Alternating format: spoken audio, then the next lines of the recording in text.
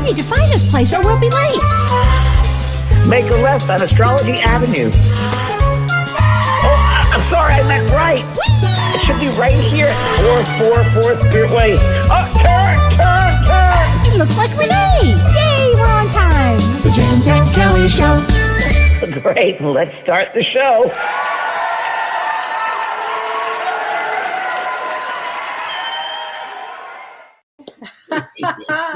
Hi there, honey. Hey, Kelly, how are you? I'm good. How are you doing today? I'm doing just fine, thank you. Did you have your nice dinner? I have a nice dinner. I'm still working on it. Thank you, Kelly. You're welcome. The banana's great. Banana and peanut butter sandwich is my favorite. Uh-huh. It is good. Should we say hi to everybody? Hi, Yeah. Kyle. Hey, everybody, hold on. All right, Hi. hold on. Hi, everybody. Hi, Maureen. Hi, Pug Life. Hi, Kathleen. Hi, Sue. Hi, Sarah. Tommy Kreider, Regina Clark from upstate New York. I'll be in upstate New York next week. Just saying. You're good. What are you doing next week? I'll be in upstate New York next week. Oh, what are you doing up there? Oh, family wedding. Oh, just in time for our show tonight. Perfect timing. Yeah. Oh, hi, Hello, Renee. Jody and Susan, Phyllis. Hi, Vicky. How have you been, Kelly? I've been good. You're busy working. I've been very busy. Yeah, been working and a lot going on. You know, it's a lot going on the farm, but it's all good stuff. A lot of good stuff. Gosh, and you had a good weekend? I had a very nice weekend in Los Angeles. Visited some friends up there. It was very interesting. And my dog Pearl had a boyfriend. So that was very good. Fun. Isn't it great when they all get These are along? dogs and humans, I think. Yeah. Oh. It was a city I would not want to live in. I've been away from it for a long time. I've gone back and it was just too dense. And it was really interesting. I got off the road at someplace, Gower, and I walked my dog, and some guy was walking his dog, and he recognized me, and he just was like over the top. Which is a great story. I love that story. He was a top, he was a bodybuilder, top bodybuilder, fitness man for all the stars.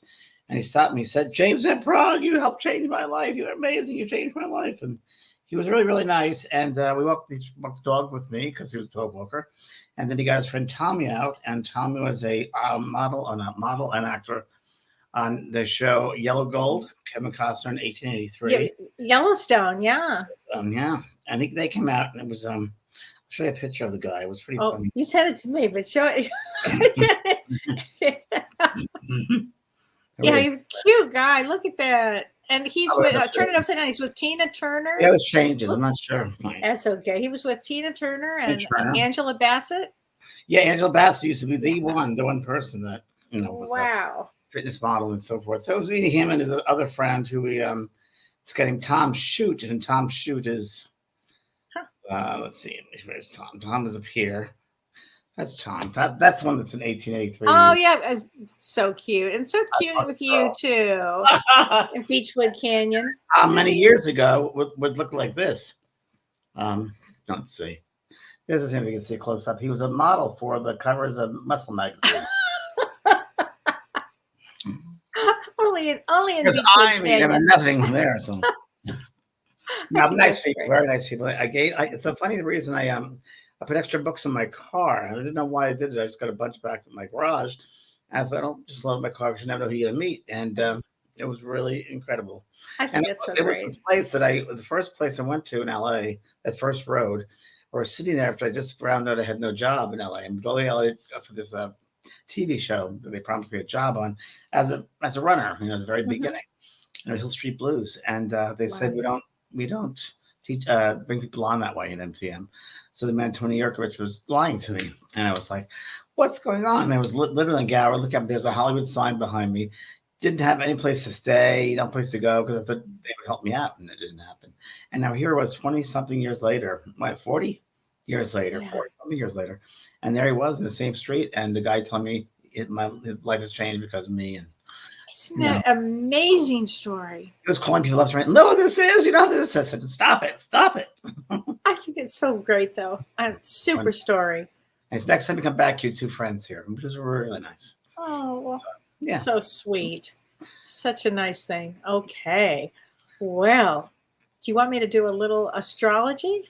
Yes, but is it normal for people to be stressed out? I see a lot of people being stressed out. Bernadette Desiree is, thanks. My family's emotional, spiritually, financially killing me. Okay, there we go.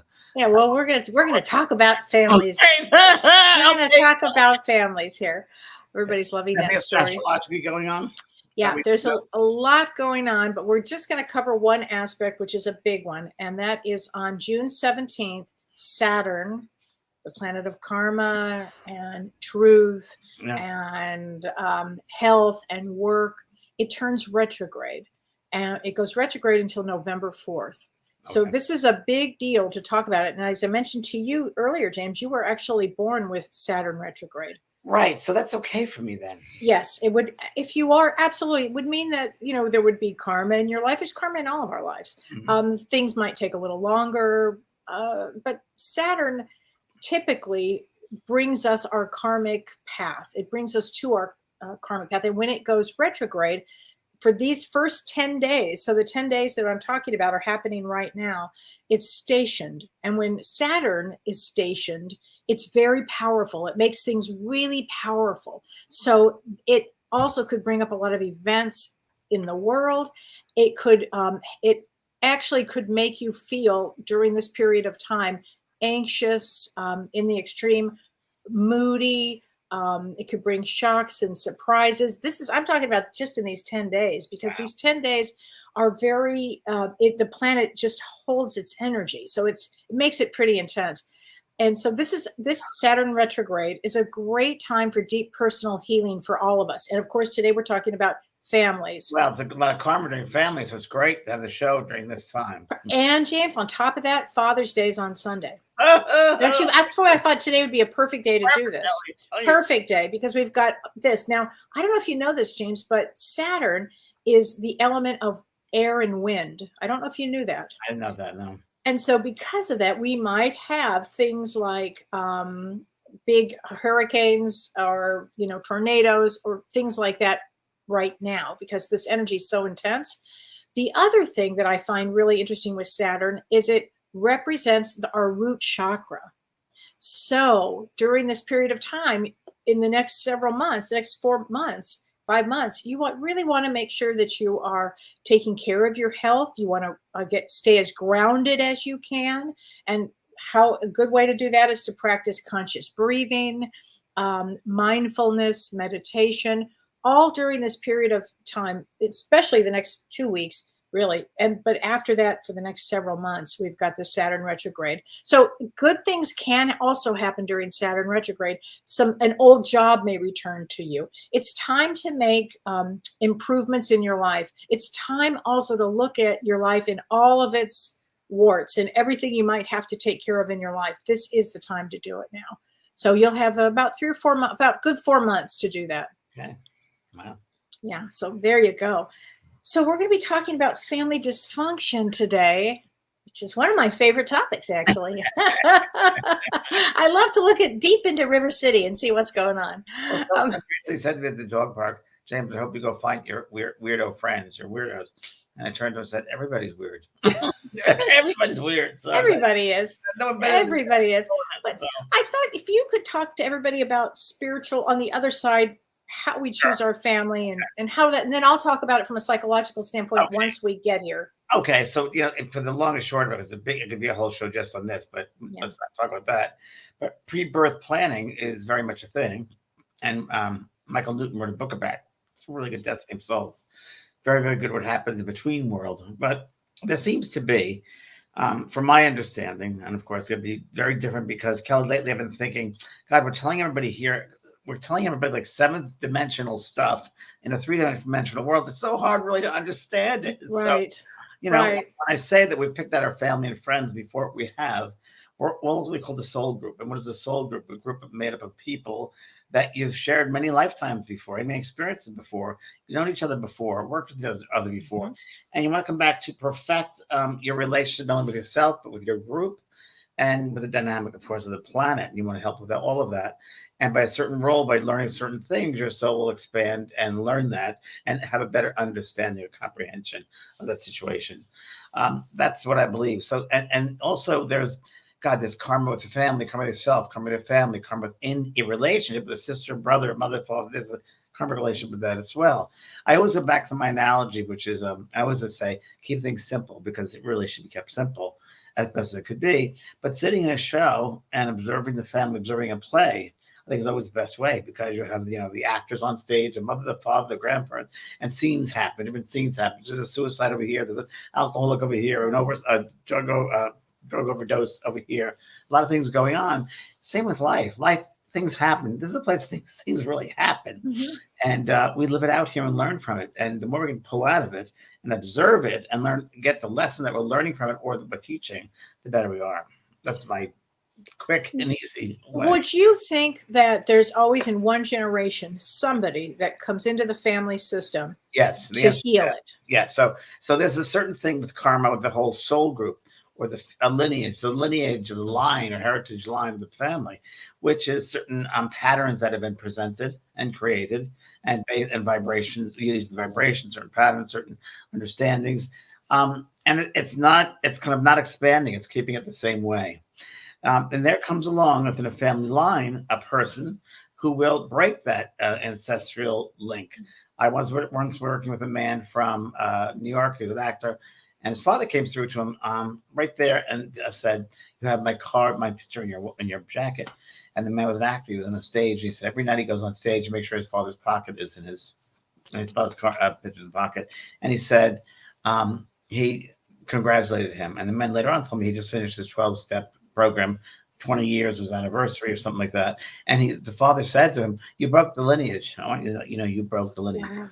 Wow. So we can break the lineage for sure. Wow, James. It happens in wealth and addiction and Right. function, relationships. It really is happening. You solve it and heal it down here on the earth, you're better off. You don't carry it to another lifetime. Right. And it's so interesting because this Saturn retrograde is really a great time. So listen up because we're going to give you a lot of tips on how to break these cycles that we're going to talk about. But I thank you for that, James. I love that explanation of all of that because I think it's so important here. But I thought that we would talk about what exactly is a healthy system and what exactly do I even mean by a family system. Yeah. So go right for that, Kellee. You start right ahead. I'll start that. So I have to laugh because my master's is actually in family systems, psychology, family systems. So it's near and dear to my heart. So and I think it's hysterical that right now I'm working with you in your little book there about your family. So to me, this is hysterical, but go on. My brother is so funny. I said to him, "You want to watch the show tonight?" He said, "What's it about?" And I told him and he goes, "Be nice." That's for you, buddy. Read the book. Read the book. Actually, honey, you come out a hero in the book. Okay. Okay, so what defines a family system? So a family system is simply a group of people living in one household who share a common familial history, mother and father and sister and brother, that look after each other's physical and emotional needs. Okay, that's the definition of a family system. And so now I'm going to talk about what is a healthy family system. And then we're going to go into dysfunctional. But what a healthy family system is one where family members nurture and support each other and they understand boundaries. Imagine that. And family relationships are close and the individual members within a family have a strong sense of emotional well-being. So that's the definition of a healthy family system. And they love each other. And they love each other. Freely. Freely, unconditionally. Exactly. They're free to roam about the cabin. So Renee, could you put that picture up? I found this picture and to me, I thought it's a spiritual picture and I thought it was just so sweet. And this is from Yogananda. And he said that parents are the physical instruments of God who manifest on earth as the parental love that creates and protects the child, which I thought that was lovely. And I only wish that to be true. You know? And the lion eats the cub. No, that's right. That's when the dad turns on the mom. That way, I don't know. Oh God. Oh yeah, here we go. So let's talk about what is a dysfunctional family. Oh, I'm glad you asked. Okay. Raise your hand if you've had one or if you know of one. A dysfunctional family is one that is mirrored in conflict, chaos, a lack of structure, or indifference so that the child's physical and emotional needs cannot be met. So factors that can impair a family's functioning include poor parenting, distressed or abusive environments, substance abuse, mental illness, chronic physical illness, and poor communication. So life in a functional family is emotionally tumultuous. Relationships between members of the family are typically tense. There's abuse, neglect, and secrecy are common. Yelling and screaming often is the only way that they know how to communicate. So that is a dysfunctional family. And an example, I mean, everybody can tell us an example, but I mean, some quick examples, basically. Like, let's say there was a 2-parent household. The dad has a drinking problem. He comes home. He physically abuses anyone and everyone who gets in his way. And then the next morning, he reminds the family that what happens in the house stays in the house. Wow. And they should never tell anyone what goes on there. Now, that's a big one because family secrets are huge. They will destroy something. And, you know, one thing I do want to mention, James, before I forget, is nothing is lost in a family system. And what do I mean by that? We're going to talk about generational trauma, but nothing is lost in a family system. So let's say a grandfather molested somebody in his generation. It will come down the pike in another generation and another generation. Wow. Or let's say there was alcohol or drugs or family secrets. Affairs are big here, where you think the son will find out that his father has an affair, and then the son will say, well, I would never do that. Next thing you know, the son is doing that. So it goes, you know, like this, everything until somebody steps up and says, I've had enough of this bullshit. I've had enough. And that's really what it takes. Suicide, Kellee. Oh, suicide is one of the doors that's open. So let's talk about that. Okay. I love what you say about suicide, which is when you talk about there might be that one that comes in with suicide to wake the family members up, basically, to help the family members get, you know, because there's always that identified patient. But the problem with suicide is in a generation, again, we could go back. Well, let me just say, in family constellation therapy, they go 13 generations back and 13 going forward. Now, in psychology, we usually just look at the first 3 generations. So even if I go 3 generations and somebody in the family suicided, that door is open. And that means in another generation, the grandchild might hear the story or unconsciously pick up the story or genetically pick up the story. It's a weird thing. Or it also might, anything's possible. So it might be another member of that soul group has decided to take on those lessons at that particular time that the other soul completed suicide and go through it for the soul group. That might happen as well. And soul groups, as people in Kellee's book, she writes about this in Spiritual Awakening, we have many different types. And one of the ones which I've worked with, and Kellee's worked with many, many years, the most common is loss of a child. And that will many, many times is an opportunity to force the mother and father to go on the spiritual path, to enlighten them, to wake them up. And that's quite common that happens. I've seen it in my lifetime, but many, many clients whose lives changed, not only because they've lost a child, but spirituality is completely, it's a different world for them now because they have spirituality in their lives. Absolutely. And spirituality is not religion, by the way. It's very different. So well, you know, speaking of religion, there's also what will really do harm in a family system is a belief system that we only are this way, Southern Baptist, or we only are this, or we only are this, and nothing else is accepted. That will also harm a family pretty quickly. Yeah, but Brian Weiss, who I used to work with, past life regression, he'd say once, he said, I loved it very much. He goes, anything of the extreme is hurtful. So anything in life that's extreme is hurtful. So someone would say, how about a cup of coffee? That's okay in moderation. Or a glass of wine. That's okay in moderation. Everything's okay in moderation. And it's very, very true. It's very, very true. So true, James. It's so true. I just want to give this one. This is another example. Maybe you had a single mother who treated the oldest child like a best friend and a confidant. The mother relies on this child for her emotional needs, and then she doesn't like it when the child goes out and socializes with her own friends. These are examples of dysfunction. Okay, now there's fighting between siblings or a husband and wife. That's normal. But if it consistently exhibits like the following signs, which I'm going to give, it could be very dysfunctional. And Kellee, it's part karma too, right? Oh, karma? Is that what you said? Yeah. Yeah, absolutely. Absolutely. And again, if we talk about it from a karmic standpoint, James, then this would be something that somebody comes in to clean up this family or to make, often it's the black sheep in the family, It believe it or usually not. is. And many times if you feel you're in it and it is karmic, so Mhm. just put yourself in a space of, okay, what am I learning and what am I teaching? Wait, either one or the other. I'm learning something or I'm teaching something with Oh, someone. I love that. And that will help you to get out of that, to break that chain. That will definitely help. Right, right. So there are three rules in a dysfunctional family, which I find is you can tell, and I'm going to have a little thing for everybody to do to discover if they have a dysfunctional family, which I'm sure they already do. But number one is they don't talk. So people in dysfunctional families, we don't talk about our family problems, and we don't talk to each other, and we don't talk to outsiders. Okay, there you go. Number two, we don't trust. We don't trust. Okay, whatever's out there, we don't trust. And number three, which is really screwed, is we don't feel. So you're not allowed to feel. That's a terrible thing. I'm watching Succession now, and that's all through all of those kids.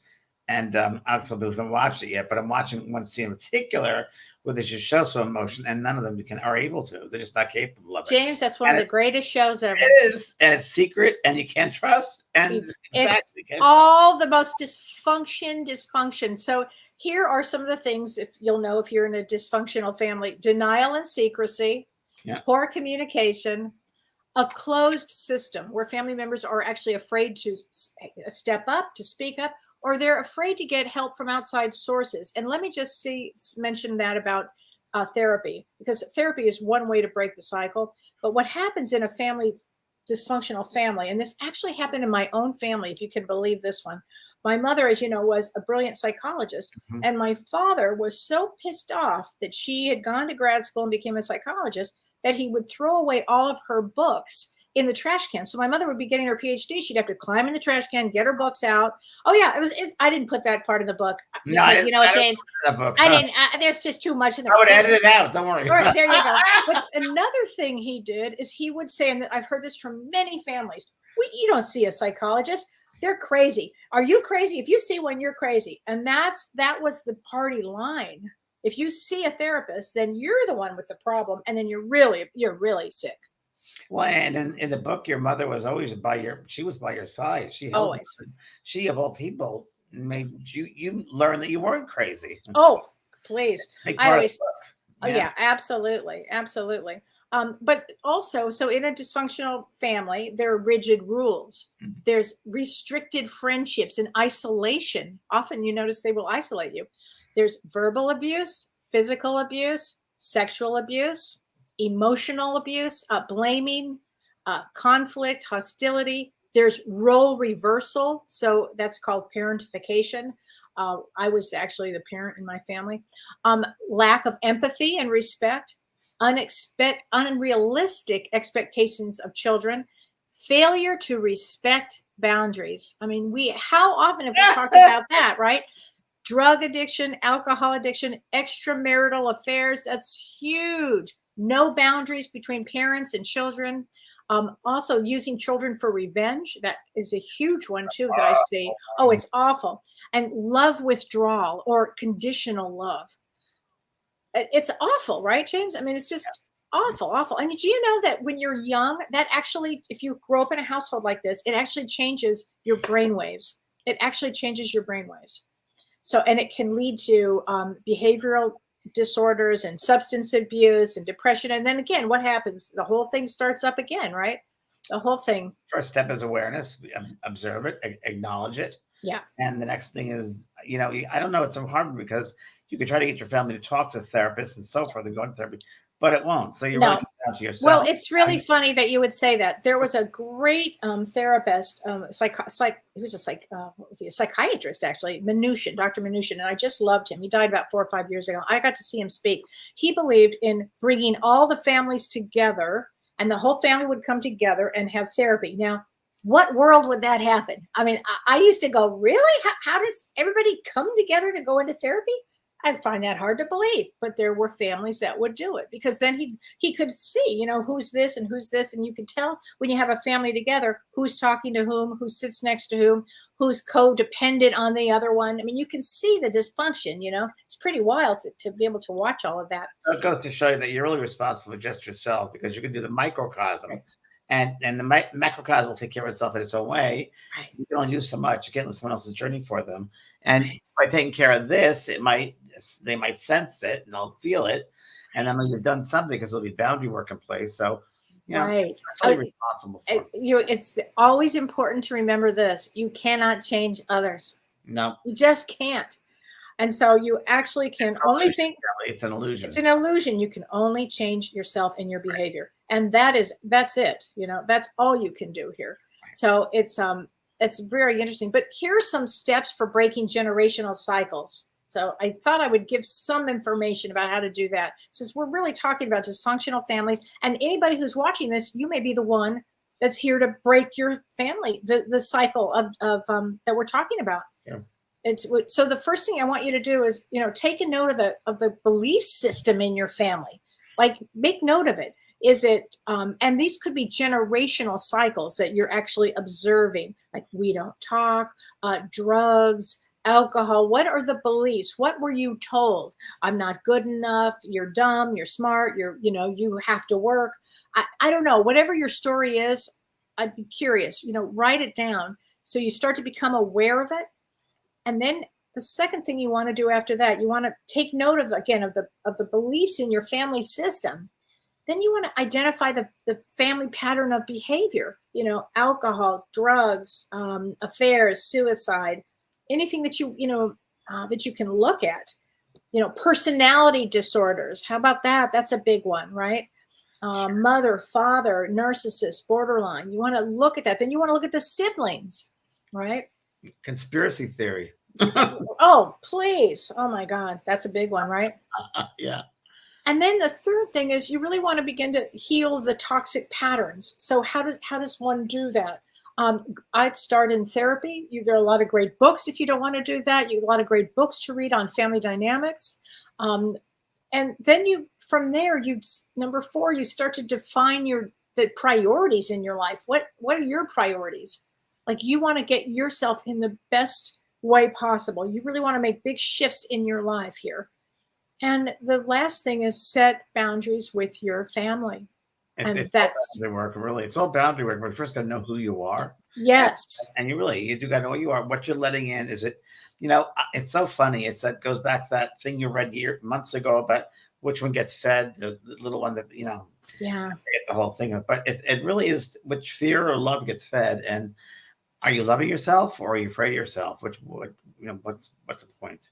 Yeah. So you got to really know yourself strongly. You have to know this. So Pam Thomas DuBoc says, my father said many times to me that no one wanted to hear anything I had to say. That's awful, Pam. So if I were you, I would be screaming from the rooftops. That's what I'd be doing. But really start paying attention to that. That's what's called an introject. And we always try to pull those introjects out. Just because you were given that information does not make it accurate. So you want to start pulling that, that bullshit thing out. Okay. And it's very interesting when someone says, they want to hear what you're saying. It'll affect many times the voice, the fifth chakra. And can hear, clairaudience, the clairvoyance, also the speech. So that might be effective for her. Right. Regina Joyce Clark says 80 to 90% of families on Earth are dysfunctional. Oh, at least. Why on earth do we come here for this kind of life? 97% of the people are unconscious. So there you go. They're asleep. Exactly. Exactly. So why do we come here? We come here to break family patterns. We come here to grow our soul, to grow. Expansion, understanding. Compassion. Okay, Susie Burrows, good question, Susie. She said, "Are adopted members in this group?" Yes, absolutely. 100%. And in family constellation therapy, there's also adoption. There's the birth parents and the adopted parents. So yeah, it's a lot. And then when people get married, then what happens? They come in, they bring in a spouse, and maybe that spouse doesn't know the family system, or maybe that spouse brings out her own or his own family system. That's a mess. Oh, Kellee, here's one. It's a great one. Lou Loperman. Sue Loperman. I have a unique situation. My sister was adopted as a baby. I was adopted into our family. There it is. With a family, a mom is adult. Now there's principally just the two of us left. We lost our spouses this past week. Wow. Well, 1 week apart. Lost her brother who lived with her and her son. The last couple months, she was pulling away, depression. The other day, she kicked me out of her life for her reasons. I mentioned President Trump and talked about the great things about her son. The other thing she said about him is that he was mentally blah, blah, blah. So that's done. Yeah, no. Well, I mean, I think it's a karmic thing, too. Yeah, I'd say so, too. That's adoption. Yeah. I got my doggy in. But. Yeah. My room. Definitely a karmic situation there. Let's see. But thank you for that.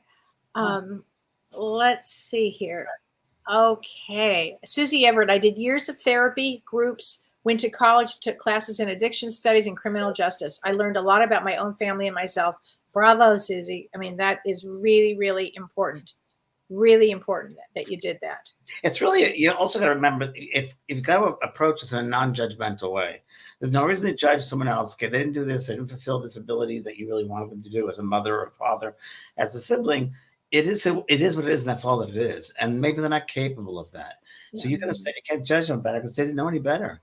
Right, exactly. So this is from Trey. Trey says his mom's brother killed himself.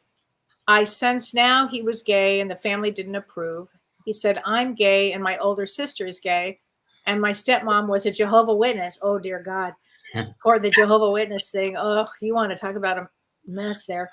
I tried suicide 5 different times in ways. Oh, Trey, I'm so sorry, honey. I mean, oh, that's a tough one, isn't it? You know, I mean, I'm sure you've learned, you could probably teach this class, you know, you're, as James has said many times, it's like you're getting your PhD in this class, in this lifetime, you know, just remember that. True. So that is a big one there. Tammy Lynn Crimer, she said, I did set boundaries and James helped me to be able to do just that. And it took me 57 years, but I've never felt better about myself. Right. Good for you. Bravo. I think that's fantastic. Okay, I think that's just great. So let's see. Donna Cunning said, I was told I had no power because I didn't have money and my father had all the money and he used it to make us powerless. That sounds like Succession, and that's awful, Donna. That is awful, awful, awful. And that's a narcissist. I mean, and when you're dealing with a family member, mother, father, sibling, or particularly mother and father, if there is a narcissist or a personality disorder or borderline personality disorder or sociopath or any of it, it's very tough. You have to literally break away, set boundaries, and read every book on that, on personality disorders, and it'll make you feel better. You'll learn a lot, but it's a tough one. That's a really tough one. And James, why do you think we choose parents like that? Well, to learn, the harder they are, the easier. It's going to be hard to learn, but nothing comes easy. But there are some. Listen, I've known many souls that come back with wonderful, incredible parents, and they get along quite well. It's not everybody, but anybody in your life, whether you're siblings or a partner, that really push your buttons. You're learning from the most of those people. Yeah, there's something about yourself which is not in wholeness of being if you judge those people. Something's not right. So don't judge it. They just don't know any better. That's not right, and you have to teach them. That's not acceptable. To me, that's not acceptable. That's what's going to happen. That's why you're put in that place. Remember, every day is a teacher or a student in your space. Absolutely. Renee Wentz says, I was told you're pretty, so just find someone to marry you. That was a big thing in our generation, Renee. I know. I suspect. Or you have had money to marry them. If you had money, that's very true. Yeah. I suspect I was sexually abused, but I don't remember it. I just suspect it. If you suspect, you might want to get into therapy with that one. You get a lot of people who say they were sexually abused, but they probably weren't, but they want attention. Listen to this one. I get that a lot. No, I get a lot of sexual abuse people, but one of the ones, this happened twice in a week, James. I thought this was unbelievable. Women in their early 60s, okay, that are dealing with sexual abuse trauma from years ago. I mean, years ago, 45 years ago, 50 years ago. By their, wait for it, their brother-in-laws. Two separate situations. Wow. It was, and they all died, so they couldn't confront them. Wow. Yeah. Well, it's a big one. Yeah. It's a big one. But something about it when they come back, I wasn't confronted here. It wasn't put to rest here. So it might have to be lived out again. Yeah. Oh my God. Diane Schutz, she says, when my sister told me that I was going to hell for being gay, she Yeah. alienated me. I love my sister, but do not like her. Little does she know that her own son is gay. Yeah, Oh it's God. pretty interesting things that happen with the religion and gay and all things. Oh, it's unbelievable, James. Wow, it's crazy. Yeah, it's crazy. Crazy. Okay, Kara Nuttall, she said, can we go through the issues on our own, separate from other family members, forgiveness, boundaries, and estrangement? Oh, absolutely. Absolutely. You can do this on your own. Absolutely. I would start into therapy. Traumahealing.org is a great place to start, or Psychology Today, looking for a therapist. It's really helpful to have a therapist going through a lot of this, but you can also do a lot of work on your own, if that's okay with you. And there might be 12-step programs, Kellee, I would There's think. 12-step programs. Oh my gosh, James, there's so many different programs that you can go to. And this is a big one. Family. This is from Kathy Cirinelli. She said, I had to finally cut my mother out of my life after she committed felony bank fraud, taking out over $150,000 in unsecured debt when she was on Social Security using my personal information. Wow. I'm assuming your mother was a sociopath. I mean, that's just my go-to. I am sorry, Kathy. That's an awful situation. I mean, isn't it amazing, James, when you hear some of the stories? Must be advanced children, advanced students here. It would have to be. I mean, talk about learning boundaries. Wow. Let's see. It's just unbelievable. Leanne Stockham, she said, I've started chipping away at that stuff too. Good for you. She said, I've done it. I've got a diploma in health certificate for alcohol and other drugs, along with lots of therapy. Good for you, Leanne. Here's Lila Owenson says, I was just ignored. Told to read and work as if getting married won't be an option for me. Colorism was an issue in my family. Yeah. I wonder what year that was. Yeah, colorism. Oh, yeah. God, James. It's awful. There's a new POC, I guess, a friend of mine up in LA. What is that? People of color. I said, oh, I didn't know they were letters for this. Gosh. It's just so strange. I was watching a show last night all about it was a great movie called Marshall, Third Grade Marshall. It's based on Third Grade Marshall. It was over 3 years ago. I watched it over the weekend. It was just, he was in many ways greater than King, than Martin Luther King Jr. He kind of started the movement up, and amazing movie, Marshall. But it gets to show. I've always been colorblind. I never understood the whole that. Right. They're better than everybody else. It's so ridiculous. Okay, Barbara Stein. She said, let me tell you a good side to this family dynamics. My father drank and was abusive. One time he said something to me that not only shocked me, but it broke my heart. Now here's where the trust comes in. My mother walked up to me, looked at me and said, why would you believe that? Good for her. She said, wow, I had a total different relationship with him after that. I could love him for who he was. Inside was a good person. That's it. Wow. God. So your mother broke the pattern also then. I think that's great. Debbie Jones Griffin. Hi, Debbie. What if you have a sibling who is calling all the shots because he is now taking care of the mother after her husband passed and only allows certain family members to communicate with her? It doesn't allow the sibling. He doesn't like to see her call the mother, even though the siblings took care of her for years. He's very narcissistic and truly thinks he knows everything. This is a friend of my family, and it has been broken. My friend's heart is she's not allowed to see or call her mother. It's so awful when that happens, Debbie. It's so awful. It's common, Debbie. It is common.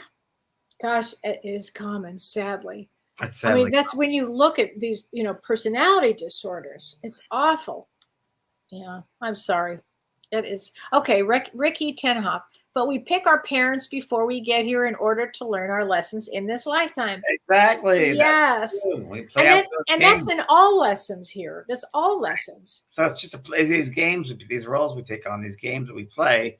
And that's how we learn what not to do, what's right to do, how you hurt people, how you don't hurt people. Because all that's going back to yourself. It comes right back to yourself. Learn to hate yourself, love yourself. It all comes back to self. Okay, this is a good one from Sherry Abdu. What language would you use with an older, well-meaning family member that projects their fears and chronic complaining from the minute you see them? Okay, this is how I swear to, I have a situation, and this is exactly what I do. Okay, I've had enough. I can't hear anymore. I don't care how old. I don't care. I can't tolerate negativity. I can't tolerate it. And James, you do the same thing. I'll leave the room. Yeah, I've seen it. Yeah, it wastes too much time and energy and limits space. No, thank you. Oh my God, wake them up. It's not too late. Okay, Teresa Miller, please talk about having a narcissist in the family, whether a child or a parent can destroy family. Love to you both. Yes, a narcissist in the family, I call them the best teachers because they will teach you how to set boundaries. They will teach you to respect yourself and to leave. They're the worst. Narcissists are awful. James, what would you say on that? It can destroy a family, and I've seen it destroy families. Yeah, and you have to, it's really hard because they're in their own head, and part of that it has to be a mental issue of some kind, Kellee. I don't know, but well, if we really go back, I mean, there's ways we can look at this spiritually, or I can look at it through the lens of trauma. Often, the parents of the narcissist were, they also had a lot of narcissism. I mean, it's passed down. It's passed down, or they're through war or through head injuries. I mean, there are a lot of ways this can happen. Yeah, but, and also it's so ironic because they really want everything. They are everything. And I found a lot of narcissists at the end of their lives, they collect a lot of stuff. Oh, they're hoarders. They're hoarders because they're not fulfilled. Yeah, because they actually feel empty inside, and that's the key right there. They want to feel important, so they fill their lives, but they want to feel important to other people as well, and every situation in life, and they're in control of it. But they really, inside, they feel very empty, so they try to collect everything they possibly can. Right, and they will, if they could, destroy a family. Yeah. So that's why boundaries. Angela Gabrick, she says, it has taken 70 years for me to drop the family members who are toxic. Bravo. And often it will take that long. If you live long enough, it could take that long. I had a young woman the other day, James, she was about 40 years old, and she said to me, God, I feel like it took me forever to drop my parents. I said, how old are you? You're 40? That's nothing. 40, you've got rid of you stopped the abuse from your narcissistic parents. I thought, I was so impressed with that. I couldn't believe it. Because it takes a long time to do it. It took me 23 years at one point. So it happens. That's right. Tamura Roby says, I wonder if narcissistic being involved in my life has to do with karma. It could. I mean, it absolutely could. It could be what are you learning from that person? Are you learning that you really do love yourself and enough to leave? Are you, you have to really think in those terms. And in another way, it's really interesting, as Eckhart Tolle talks about the various vibrations of things, frequencies of energy. That frequency of narcissism, the more you pay attention, the more you give it feed, the more you feed it, the more you give it energy of narcissistic stuff, it kind of like evolves into something else. So if you end it, that's the best way to be, and set the vibration in a positive way or a loving way. That person is going to be compassionate in another lifetime. Right, exactly. That's so true. Okay, Tanya Spencer Mays. My father was Jehovah Witness, and he completed suicide when I was 10. My mother and grandfather are narcissists. I mean, that's a real dysfunctional family system, Tanya. So I would actually probably seek out a family constellation therapist for anybody who's listening here. I really would do that. I would suggest Carrie Gonia, but I think she's booked until next year. And I'm really serious. Family constellation therapy. Yeah. And Tanya's also very psychic. So you've been a conflict between that and religion. So, you're very, very empathetic and sensitive. So time to honor that as well. Okay, Amy Wilson, what happens if you can't heal all the family? Do we have a do-over? No, you work on yourself. Yeah. That's the best thing you can do, is work on yourself. And that's all you're responsible this lifetime is to really get yourself in order, to know yourself and to work on yourself and to love yourself. And by loving yourself, other people are shown how to love. Right. And that's one thing you are responsible for. Others get it or they won't. Oh, absolutely. Kathleen M., she says, my mother was suicidal. Should I worry about my daughter and granddaughter? Well, did your mother complete suicide, or did she have suicidal thoughts? But I would actually, always make sure they have a good therapist, see what's going on, keep the family system open. Don't have it a closed family. You want to make sure that you're talking to them. You want to talk, okay? Keep all the doors open with all of that. And Vivian Lester says, for those who come with a dysfunctional family, are they that way on the other side? Are we good question. Well, you're always to see the best of that person on the other side. So if there's a mental thing, it's a mental disorder that stays down here, physical disorder down here, emotional, there'll be memories of it. But they'll, and it's really weird. You can step out of it and see it for what it was. Like my sister, when she was here and she died, I saw her in my garden, it was all beautiful. She said, I couldn't see love and I could see beauty in this lifetime. I just couldn't see it. And there's some souls that couldn't see certain things. So Hmm. you see it, you see they see their potential when they pass over. And those ways they treat you seem to be there's a natural understanding of this was an earth life together. We're really not like that. We chose to be like that from one fear or another. It's Hmm. insecurity usually. God. Joni Dwayne Gibson. I was always told I'm too fat and will get nowhere in life and I am unlovable. Oh, dear God, Joni, what a horrible interject. Again, we call that an interject, something that that was literally pushed down your Well, that's throat. not true. It's You're not correct where true. you are, and don't change who you are. Right, right. Oh my gosh. Isn't it awful, James, what families can do? It's horrible. And that thing I've heard a report that one negative comment, it takes like 20 positive comments, Yes. Yeah. right? No, I think it was like 99 or something, like Right. 100. Exactly. It's unbelievable. That's why we have to be good to each other because some negative things have happened. Maybe that'll help to neutralize the bad with the good. Right, Think of it right. that way. Oh my God. Um, I did okay. a great boundary work today. You did? Oh, Yeah. with somebody? Yeah. Someone, Oh, someone was right on my bumper, my car, right on there. And I rolled down the window and I went, get away, get away. And they did. and they did. They did. Good. People are driving unconsciously. And I was like, no. Oh, I can't stand Do it. it with kids. Don't God. right. Karen Sweeney, Kelly or James, do you believe if you were a perpetrator next lifetime, you would become the victim? Yes. 110%. Really? Okay. Yeah. I'm glad you answered that. Yep. Same if Okay. you make fun of certain nationalities, you'll become one of those. Let's see what it's like. Definitely. I've worked with Brian Weiss for many years. That's come up a lot. Oh my gosh. Okay, okay, here we go. Melissa, what about sibling rivalry when your brother turns on you because of his wife putting words in your mom's mouth that never was said? So I've seen families do all kinds of things, turn on you. And again, only thing that you can do is really work on yourself That's why you never can and set boundaries. and never look at someone else in the family and say, "Oh, that's right, it must have been me," because they'll never do it. So you got to take care of yourself first and foremost. Right, right. Tanika Owens, I was just ignored. I was told to read and work. Oh, you did that one. Oh, yeah. I'm sorry about that. Shannon Reese says, wait, this is the one I was going to say. Oh, yeah. Karma isn't a bad thing. Look at it as neutral. But some of the hardest lessons in life are the most painful, although it's so hard to understand when we are going through such pain. Very true. It is hard. It's really hard. I think every day is hard on some level. Right, James? Oh, my God. On some level, it's very, very hard. Okay, Debbie Jones Griffin. My grandfather completed suicide long before we were born when my father was a small child. My brother also completed suicide. Is that a pattern that repeated itself? Yes. And that's where family constellation therapy really helped that, because in a family constellation therapy, they open what's called the morphogenic field and start to untangle all of this stuff. And it's an extraordinary form of healing. And Kelly, I wonder if it's part of it. Part of it might be genetic. What do you think? I don't know. You think Could part of it be. might Could genetic? be. Absolutely. It could be. I think that might just like alcoholism and many other things. Yeah. Yeah. Might be a tendency. There might be a tendency toward that way of behavior. Mhm. Many of our souls, they might have a tendency towards something, and those tendencies towards something usually have past lives. Or let's say they died of alcoholism at a certain age.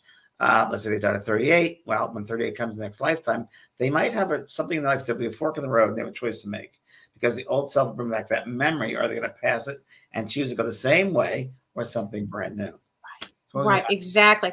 I love this one from Frank Sanchez. When I was younger, I got bullied by my whole family because I was the black sheep of the family, basically. I chose to do soul work. Now my family calls me for advice.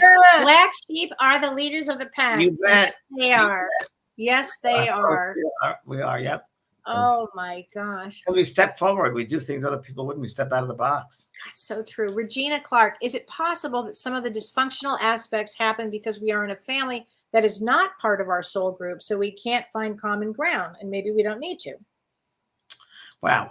We might have different answers to that. I don't know the full answer to that. I would say that things just don't happen arbitrarily. There's a reason behind everything that happens. I would think if they want, I don't know this, but I would say that for me, souls would not waste their time. If they're going to evolve quicker by knowing each other, that'd be quicker. They would take that route. They wouldn't necessarily take a route where they don't know someone. But maybe that's another part of the lesson, even a stronger part of the lesson. So anyway. Right. That's a good answer for that. Diane Hawk, mom was a narcissist, dad was physically abusive and had affairs, and my only sibling was a psychopath. Wow. Oh Wow. man. And I really appreciate everybody giving us the scoop here. I mean, it's So many books to write. Okay. so right, James.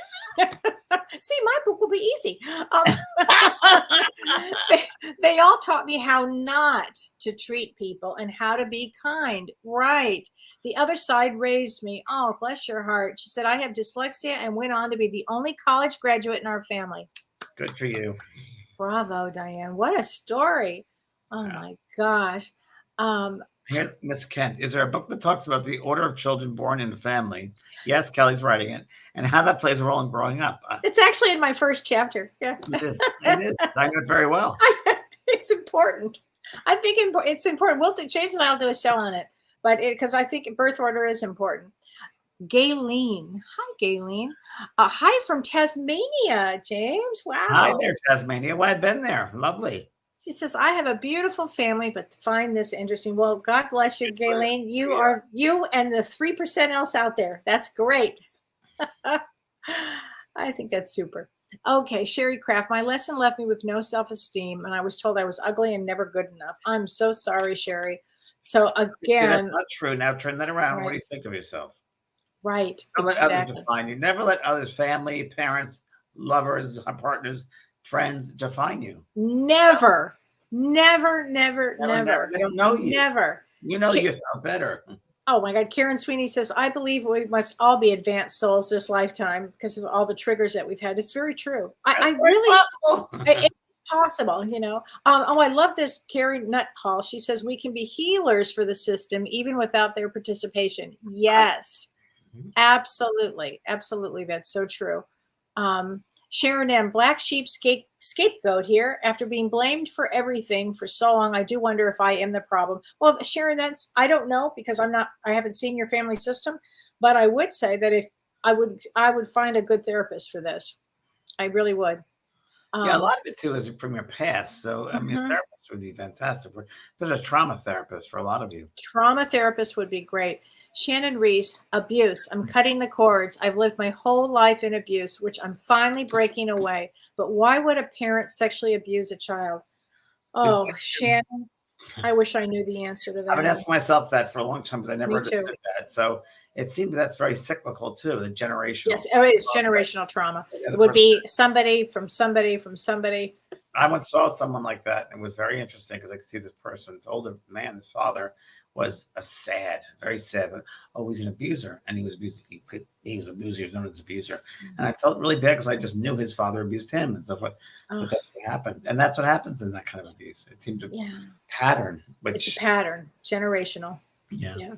And that's, and I would say you were here to break that pattern. But boy, it's awful. Okay, hello. Hi, Laura. Hello, Kelly and James.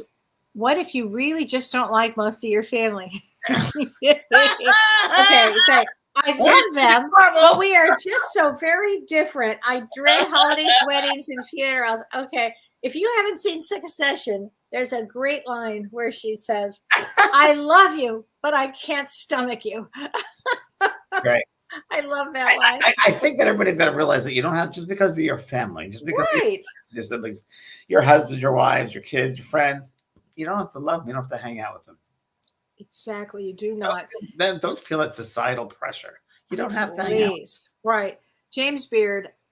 Oh, James Bird. I was thinking of James Beard. I had Wayne Dyer, Louise Hay, Sylvia Brown, and James Van Prague to guide me. Using my spiritual gifts in a dysfunctional family was a gift. Great, James. Oh, fantastic. That is so good to hear. So, this I get asked this question a lot too. Jacqueline Francis, she says, how can one establish a relationship with an adult child who broke off all communication? There's a great therapist, and somebody just told me about him the other day, and I'll put his name up. He does, oh God, I'm forgetting. Lori Counts, if you're watching, would you put it up here for me? Joshua, I'm forgetting his last name. I'm so sorry. But this guy actually works with families where they have no more communication with either grandchildren or kids or adults. He's amazing and great therapist for that. So I'll find his name and put it up here. Okay. Can you talk about unconditional love? Well, me and then you, Kelly. Okay.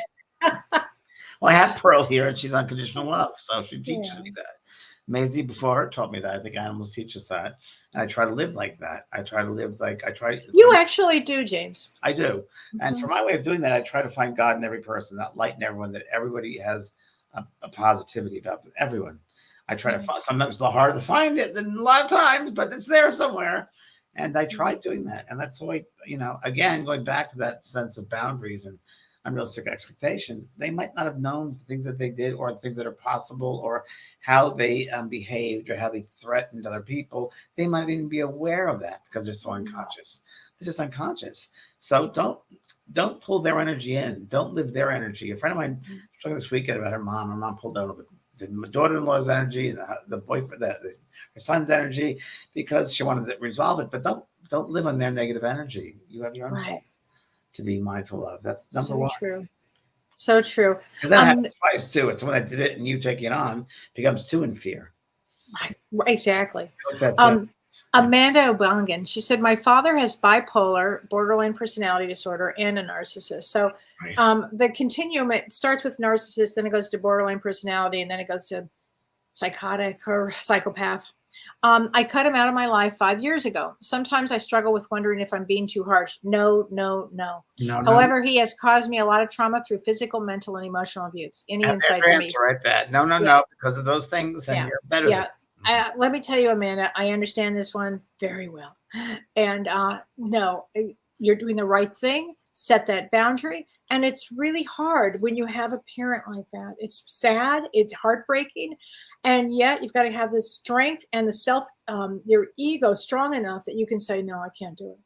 You're doing the healthy thing for yourself. You're doing the right thing for yourself. You're protecting yourself. And that's a wise choice. Yeah, it's a wise choice. Absolutely. Ann Buffington, people shouldn't go around destroying other human beings. You're right, Ann. They should not. That's right. Oh my gosh, it's so true. So James, tell me what's going on with you this week. Do you have any I know you're going to be doing readings. My private reading, and then we're opening up another time for more people for readings at a lower price for more people, and if they want to join us. And we have my meditation course is coming up at the end of this month. And I'm very, very excited because that's been over for 3 years. I know you've been working so hard on that. Yeah. So that's all coming to the end of that. And I'm going to do another workshop. We're just starting thinking about doing a workshop on color. Ooh. That's it. So otherwise than that, I'm doing the July. I'll be in Encinitas, California, San Diego at the Seaside Center. That's on my website, medprog.com. And that's it. Otherwise, I'll be back doing some more stuff, Facebook Lives and so forth. And good. What about you, Paul? Just have my show on Thursdays. Ask me anything this Thursday. Join me. Anyway, well, thank you, everybody. And thanks, you, James. Everyone. Thank you, everybody. Kellee. Have a great week. Bye-bye. You've been listening to Both Sides Now and Beyond, featuring spiritual medium and master teacher James Van Praagh and spiritual medium and psychotherapist Kellee White. That was great. Maybe we changed some lives. And maybe opened up some minds. Which way do I turn? Right. I mean left. The James and Kellee Show.